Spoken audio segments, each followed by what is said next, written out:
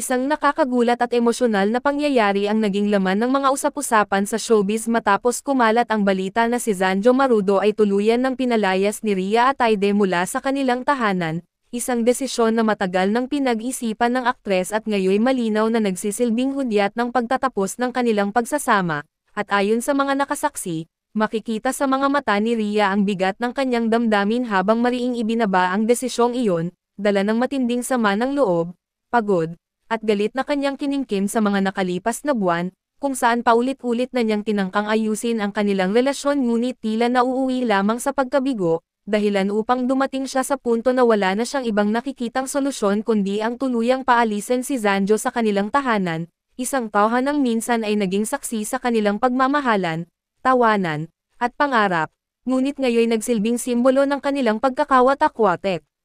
Habang nagaganap ang lahat, sinasabing nanatiling tahimik si Zanjo, halatang nagulat at tila hindi agad makapaniwala na ang babaeng minsan ay kanyang inangkin bilang pag-ibig ng kanyang buhay ay siya ring magsasabi sa kanya ng mga salitang magtatapos sa kanilang samahan, at bagamat pilit niyang ipinaliwanag ang kanyang panig at sinubukang pigilan si Rhea sa pagdedesisyon, hindi na nagbago ang isip ng aktres na buo na ang loob na wakasan ang kanilang relasyon, kaya't isa-isa niyang ipinabalik ang mga gamit ni Zanjo at mariing ipinahayag na wala na siyang puwang sa kanyang mundo, isang hakbang na masakit para sa parehong panig ngunit malinaw na kailangan na nilang harapin.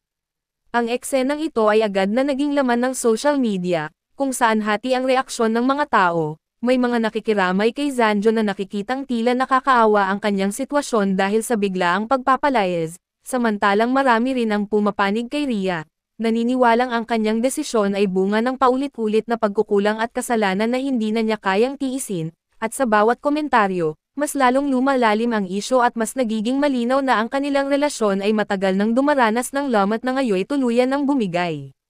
Sa kabila ng lahat, nakikita sa bawat ulat ang bigat ng kanilang emosyon, si Rhea na puno ng tapang ngunit halatang sugatan, at si Zanjo na nananatiling tikom ang bibig ngunit ramdam ang lungkot at panghihinayang. At habang siya'y lumalabas sa bahay na minsan ay kanyang itinuring na kanlungan, dala-dala niya ang mga alaala ng kanilang pagsasama na ngayoy naglaho sa isang iglap, naiwan ang tanong kung saan siya tatanggo at paano sisimulan muli ang kanyang buhay matapos ang matinding dagok na ito.